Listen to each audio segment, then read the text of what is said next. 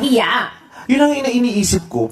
Ano kayang nararamdaman ng mga anak? Ako din, madalas ko Ng maisip. mga yan. corrupt officials? Ano kayang nararamdaman? Paano sila nabubuhay sa mundo na? Correct. Yes. At saka paano kaya nila yung dinideny sa sarili nila? Yun, parang meron ka ng ibang pinorm sa utak mo na katotohanan. Oo. Diba? Diba? Paano mo i-revise yun?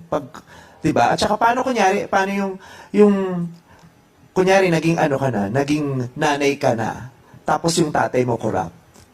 Paano pag tinanong sa'yo ng anak mo na, corrupt ba yung lolo ko? Diba? Paano mo sasabihin sa apo mo, sa anak mo yun na, oo, corrupt yung lolo mo? Diba? O paano mo sasabihin sa kanya na hindi corrupt yung lolo mo? Diba? Kahit nga sa anak mo eh. Kaya mo? Pag tinanong, hindi ko alam, pero Ako hindi. hindi ako jojowa ng corrupt. Oo. Umpisa pa lang, no? Kung alam mo na, Oo. lalayo ka na sa mundong yun. Correct. Kay nanay, malinaw. Malinaw ang values Bongga, ni diba? nanay. Diba?